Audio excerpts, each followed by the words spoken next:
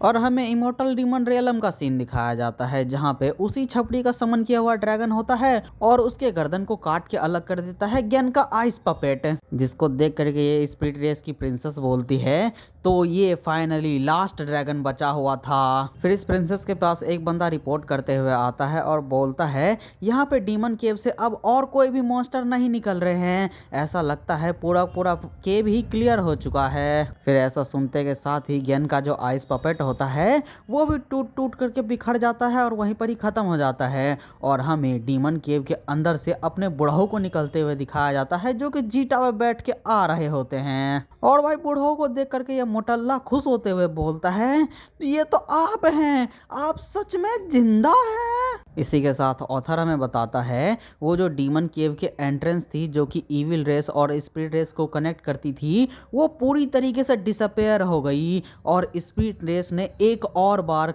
एक और नए क्राइसिस से ओवरकम कर लिया। इसके बाद हमें कुछ समय बाद का सीन दिखाया जाता है जहाँ पे वही स्पिरिट रेस के बड़े वाले माउंटेन पे जीटा पार्क हो रखा होता है और वहाँ पे जो घर होता है वहाँ पे अपना बूढ़ा हो जाता है और बुढ़िया के सामने झुकते हुए बोलता है आपका शुक्रिया। बुढ़िया बोलती है तो तुम सच में जा रहे हो? बुढ़ऊ बोलता है हाँ बिल्कुल। बुढ़िया बोलता है ये अच्छी बात होती है कभी कभी जब तुम्हें कोई मिस करने वाला होता है तुम्हारे पीछे। बुढ़ऊ बोलता है मुझे बस अभी अभी ही रियलाइज हुआ है मेरी किसी और को अभी भी जरूरत है। फिर इसके बाद बुढ़ऊ भी अपने काम के लिए निकल जाता है और हमें दिखाया जाता है यान नेशन का सीन जिसके अंदर एक बिल्डिंग के छत पे बचे हुए इविल रेस के कुछ टट्टू ये हरे वाल वाले बच्चे को घेर करके बोलते हैं डैम इट, मैं तो बस एक छुपने के लिए जगह ढूंढ रहा था, आखिर किसने ही सोचा था कि यहाँ पे ये बच्चा मुझे मिल जाएगा। दूसरा बंदा बोलता है चलो इसको हॉस्टेज की तरह पकड़ते हैं और यहाँ से एस्केप कर जाते हैं। बच्चा डरते हुए बोलता है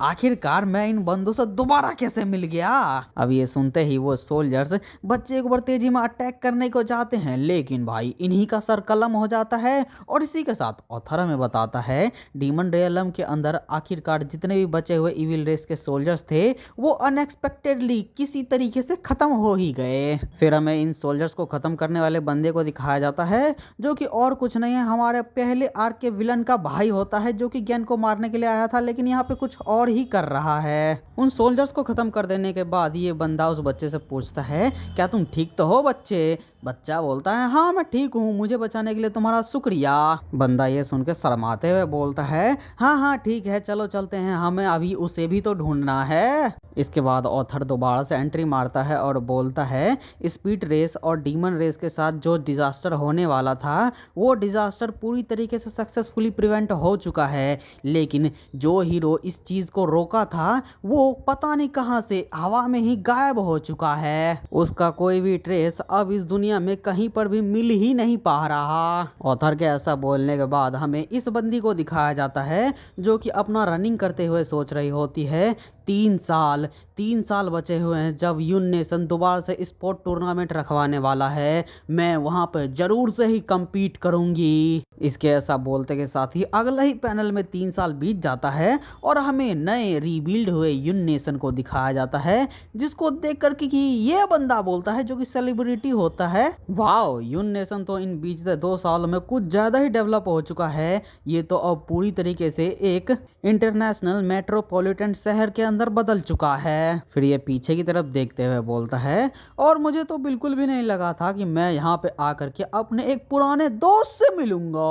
अब तुम मुझसे ये मत कहना कि तुम भी यहाँ पे उसे ही ढूंढने के लिए आई हो। लड़की बोलती है अबे तू अपनी बकचोदी बंद करो, अपने काम से काम रख चल। इसके ऐसा बोलते ही हमें एक टूर्नामेंट का सीन दिखाया जाता है जहाँ पे अनाउंसर बोल रहा होता है तो इसी के साथ वुमेन्स 10,000 मीटर रेस शुरुआत होती है और इस बार यून किंगडम की demon Lord Liu Bingi personally खुद से पार्टिसिपेट कर रही है। अनाउंसर के ऐसा बोलते के साथ ही हमें ऑथर के एक ठरकी से माइंड को दिखाया जाता है जिसकी क्रिएशन होती है जिसके बारे में कि हम कोई भी कमेंट नहीं करना चाहेंगे। Now back to the story. Liu stretching करने के बाद सोचती है मैंने इन साल में बहुत ही ज्यादा मेहनत करी है, अगर मैं बहुत ही अच्छी तरीके से स्ट्रांग बन गई तो फिर मैं एक दिन तुमसे जरूर से ही कैचअप कर पाऊंगी ना।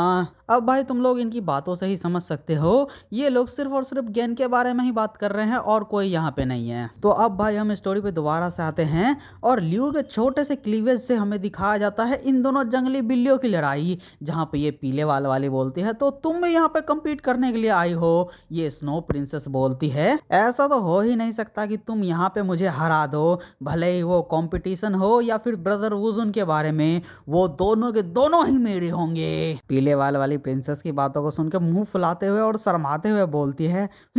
उसके बारे में कौन केयर करता है। पीले बाल वाली ये बोल के अपने मुंह को दूसरी तरफ घुमा लेती है और प्रिंसेस बोलती है तुम तो उनके बारे में चिंता भी नहीं करती तो फिर अब उनके बारे में सोचना छोड़ भी दो, ब्रदर वुजुन तो अभी यून नेशन में भी नहीं है। इसके बाद हमें वुजिन के बाप इस जनरल को दिखाया जाता है जो कि ऑडियंस के बीच शांति से एकदम स्माइल करते हुए सोच रहा होता है ये मेरा पूरी पूरी लाइफ में पहली बार है जो कि इतने ज्यादा पीसफुल वर्ल्ड को देख रहा हूँ। जनरल के ऐसा सोचने के बाद हमें ह्यूमन रियलम के अंदर सेंगवान नेशन को दिखाया जाता है जहां पर कि आया होता है अपना वुजुन जो कि खड़े खड़े भीड़ भड़ाके को देख करके सोच रहा होता है मैंने तो अपनी पूरी पूरी जिंदगी में भी नहीं सोचा था कि मैं ह्यूमन टेरिटरी में कभी कदम रखूंगा। चलो अब मैं देख लेता हूँ कि मेरा फाइनल प्लान क्या है। वुजिन ऐसा सोच ही रहा होता है कि तभी इसके सामने एक रोल्स रॉयल्स रुकती है और उसके अंदर से एक बंदा बोलता है सर क्या आप ही हैं मिस्टर वुजिन। वुजिन बोलता है हाँ भाई मैं ही हूँ वुजिन, अब बता तुझे क्या दिक्कत है।